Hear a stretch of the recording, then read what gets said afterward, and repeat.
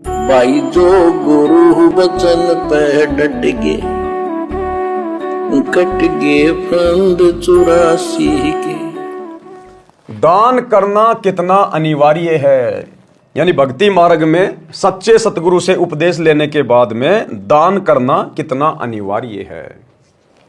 कबीर मनोकामना बिहाय के हर्ष सहित करे दान, ताका तन मन निर्मल होए होए पाप की हान। कबीर यज्ञ दान बिन गुरु के निस्दिन माला फेर, निष्फल वह करनी सखल सतगुरु बाखे टेर। प्रथम गुरु से पूछिए कीजिए काज बहोर, सो सुखदायक होत है मिटे जीव का खोर। भावार्थ, कबीर परमेश्वर जी ने बताया है कि बिना किसी मनोकामना के जो दान किया जाता है वह दान दोनों फल देता है। बिना किसी मनोकामना के, बिना किसी इच्छा के, बिना किसी भौतिक डिमांड के जो दान किया जाता है, ज्योति पाठ करवाया जाता है अपने गुरुदेव भगवान को, अपने गुरुदेव के कर कमल में, वो दान दोनों कार्य करता है। दोनों कार्य कौन से? क्योंकि सतगुरु अंतर्यामी है, सतगुरु को बताने की आवश्यकता नहीं है कि आपके ऊपर क्या संकट है या क्या संकट आने वाला है। सतगुरु अंतर्यामी है, वो हमारे मन में उठने वाली बात को जान जाते हैं। जिस घटना का जो आने वाले समय में घटने वाली है, हमारे ऊपर कोई संकट आने वाला है, कोई दुख आने वाला है, हम नहीं जानते, सतगुरु पहले से जानते हैं। तो सतगुरु को दान धर्म करते समय, ज्योति पाठ करवाते समय हमने अपने मन में कोई इच्छा नहीं रखनी, निष्काम भाव से हमने दान करना चाहिए। गुरुदेव कहते हैं जब तक भक्ति सह कामना तब लग निष्फल सेव, कहे कबीर वे क्यों मिले निष्कामी निज देव। और परमात्मा कहते हैं बिन इच्छा जो देत है सो दान कहावे, फल बाचे नहीं तास का वो अमरापुर जावे। तो बिना इच्छा के, बिना भौतिक डिमांड के यदि हम अपने गुरुदेव को ज्योति पाठ करवाएंगे या दान करेंगे तो हमारे भौतिक जो कार्य हैं, सांसारिक जो कार्य हैं, वो भी हमारे पूरे होंगे। कोई अड़चन नहीं आएगी, कोई बाधा नहीं आएगी बिन मांगे। और दूसरा काम करेगा मोक्ष में, यानी वो दान धर्म, वो कमाई हमारी मोक्ष में भी सहायक होगी। और यदि आपने डिमांड करके गुरु जी को ज्योति पाठ करवाई या दान किया, मन में कोई इच्छा आपके कि ये भगवान एक छोटा सा मेरे को प्लाट मिल जाए, ये भगवान मेरा लड़का नौकरी लग जाए, भले आप अपने गुरु से ना कहिए, लेकिन यदि आपके मन में कुछ इस प्रकार के विचार चल रहे हैं तो वो आपका सांसारिक कार्य तो हो सकता है परमात्मा पूरा कर देगा, आपके पोता भी हो जाएगा, आपका एक प्लाट भी ले लिया जाएगा, आपका बेटा भी नौकरी लग जाएगा, लेकिन वो दान धर्म का फल फिर आपके मोक्ष में काउंट नहीं होगा। तो परमात्मा ने बहुत अच्छा तरीका बताया कि जब भी दान धर्म करो, ज्योति पाठ अपने गुरु जी के हाथों में दो, तो मन में कोई इच्छा मत करो किसी प्रकार की, आंख बंद करके दे दो अपने गुरुदेव के चरणों में। आपके दोनों कार्य सफल होंगे, आपके सांसारिक कार्य भी अंतर्यामी सतगुरु सफल करेगा और मोक्ष में भी वो भक्ति धन आपका ऐड हो जाएगा। कबीर परमेश्वर जी ने बताया है कि बिना किसी मनोकामना के जो दान किया जाता है वह दान दोनों फल देता है। वर्तमान जीवन में कार्य की सिद्धि भी होगी तथा भविष्य के लिए पुण्य जमा होगा। और जो मनोकामना पूर्ति के लिए किया जाता है वह कार्य सिद्धि के पश्चात समाप्त हो जाता है। बिना मनोकामना पूर्ति के किया गया दान आत्मा को निर्मल करता है, पाप नाश करता है। पहले गुरु धारण करो, फिर गुरुदेव जी के निर्देश अनुसार दान करना चाहिए। सबसे पहले तो गुरु धारण करो, और गुरु भी सच्चा पूर्ण गुरु, तत्वदर्शी गुरु, और वो वर्तमान में केवल एक ही है पृथ्वी पे, सतगुरु रामपाल जी। गुरु धारण करने के बाद गुरुदेव जी के निर्देश अनुसार दान करना चाहिए। फिर आपने किसी भी ऐरे गहरे नथु बैरे के हाथों में दान नहीं देना, अपने किसी भी गुरु भाई के हाथों में दान नहीं देना, ज्योति पाठ का पैसा नहीं देना। अपने गुरुजी के निर्देशन में, गुरुजी से आज्ञा लेकर फिर आपने ज्योति पाठ करवानी है। ये नियम है जो गुरुदेव यहां लिख रहे हैं कि गुरु बिन माला फेरते, गुरु बिन देते दान, गुरु बिन दोनों निष्फल है चाहे पूछो वेद पुराण। गुरु बिन दान पुण्य जो करही, मिथ्या होय कभू न फल ही।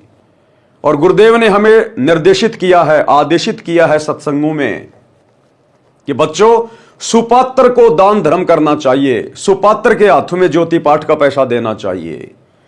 और फिर गुरुदेव ने यह भी बताया कि बच्चों, सुपात्र इस पूरी पृथ्वी पर आपके गुरु के अलावा कोई दूसरा नहीं है। गुरु का बेटा कभी सुपात्र नहीं होता, गुरु की बेटी सुपात्र नहीं होती, गुरु की पत्नी सुपात्र नहीं होती, गुरु का भाई सुपात्र नहीं है, कोई कोऑर्डिनेटर सुपात्र नहीं है।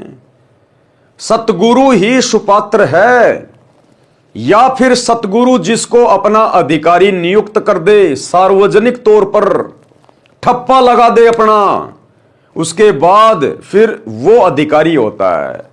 तो ये ठप्पा भाई अधिकारी वाला जब तक सतगुरु रामपाल जी भगवान धरती पे हैं तब तक किसी और के ऊपर नहीं लगाएंगे, अपने बेटा बेटी के ऊपर नहीं लगाएंगे, भाई बंधुओं के ऊपर नहीं लगाएंगे, किसी कोऑर्डिनेटर के ऊपर नहीं लगाएंगे।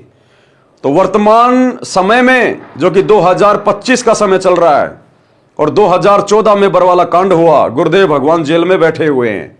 आज गुरुदेव भगवान की गैर हाजिरी में, गुरुदेव भगवान से पूछे बिना, उनसे आज्ञा लिए बिना, उनके ज्ञान के विपरीत लाखों की संगत इन फर्जी सतलोक आश्रमों में जा जाके अपने गुरुदेव के नियम और मर्यादाओं की धज्जियां उड़ा रही है और बिना गुरु आज्ञा के, अर्थात हिसार जेल में जाकर अपने गुरुजी से आज्ञा लिए बिना ज्योति पाठ और दान करवा रही है।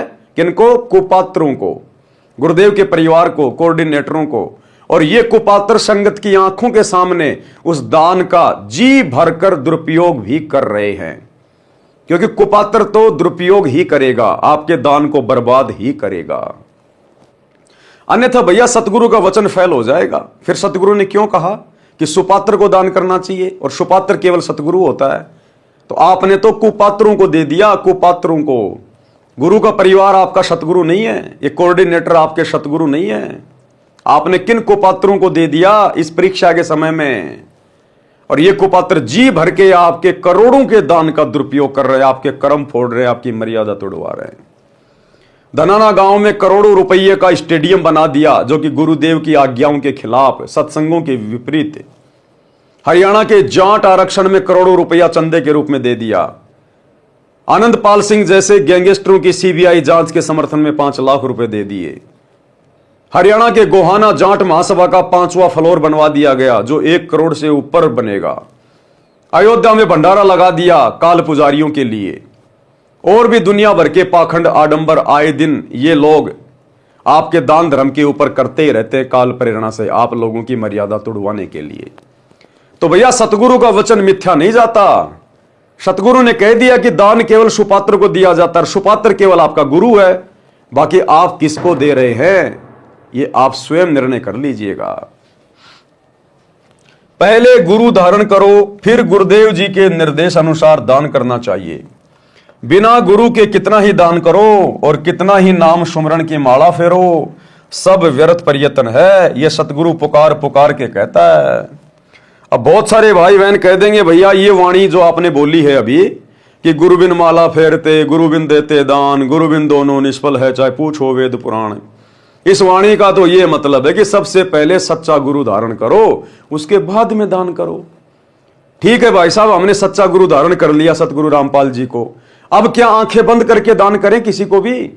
भाई गुरु तो हमने बना लिया सतगुरु रामपाल जी को, तो क्या अब आंखों पे काली पट्टी बांध के रोड पे खड़े भिखारी को पैसे दे दें, किसी भी शराबी को पैसे दे दें, किसी भी उल्टे कार्य में पैसे लगा दें, मंदिर में जाके दान कर दें, मस्जिद में जाके दान कर दें, क्योंकि गुरु तो हमने बना ही लिया, अब हमें दोष क्या लगेगा? तो इन वाणियों का एक नहीं अनेकों अर्थ निकलते हैं। सबसे पहले तो सच्चा गुरु धारण करो दान करने के लिए।